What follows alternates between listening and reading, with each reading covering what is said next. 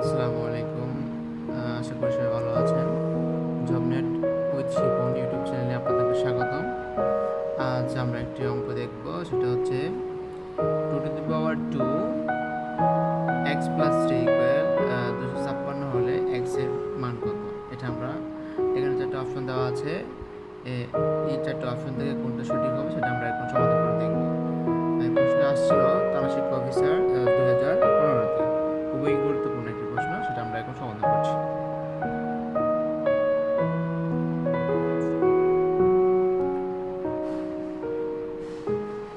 X plus 3 equal 256।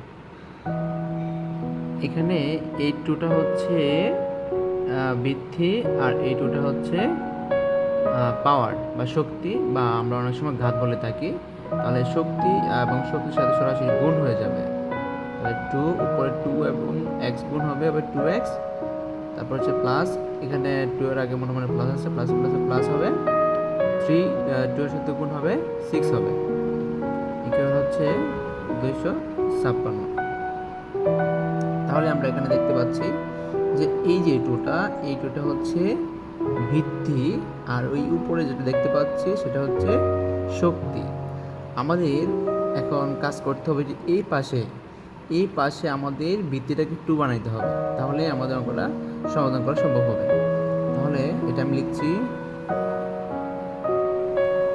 আমি যদি 2 এর উপরে 8 দিই তাহলে 2 to the power 8 সমান হচ্ছে 256। এটা একটু আমি এদিকে দেখাচ্ছি। 2 to the power 8 এর মানে হচ্ছে এই 2টা 8 বার গুণ হবে।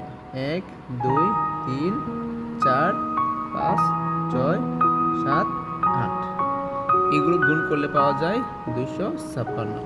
অর্থাৎ 256 এর পরিবর্তে আমি 2 to the power 8 লিখতে পারি। এখন এই পাশের বৃত্তি সমান, বৃত্তি যদি সমান হয়ে যায় তাহলে আমরা বাদ দিতে পারি, শুধু পাওয়ারগুলো নিয়ে কাজ করতে পারি। তার পাওয়ার হচ্ছে 2x প্লাস 6 ইকুয়াল ওই পাশে হচ্ছে 8। তাহলে আমরা এক্স 2x এই পাশে রাখলাম, আর হচ্ছে এই 6টা ওই পাশে গিয়ে মাইনাস হয়ে যাবে, যেহেতু এখানে প্লাস ছিল ওই পাশে গিয়ে মাইনাস হয়ে যাবে। 2x ইকুয়াল 8 থেকে 6 বিয়োগ করলে আমরা পাই 2। সুতরাং x ইকুয়াল এই 2টা এই পাশে এসে ভাগ হয়ে যাবে, গুণ থাকলে ভাগ হয়ে যায়। আমরা জানি পক্ষান্তর করার সময় 2 দিয়ে 2 তে ভাগ করলে হয় 1। তার মানে হচ্ছে আমাদের আনসার হচ্ছে 1। আমরা এখানে দেখতে পাচ্ছি অপশান ঘ নাম্বার হচ্ছে আমাদের উত্তর। থ্যাংক ইউ সবাইকে।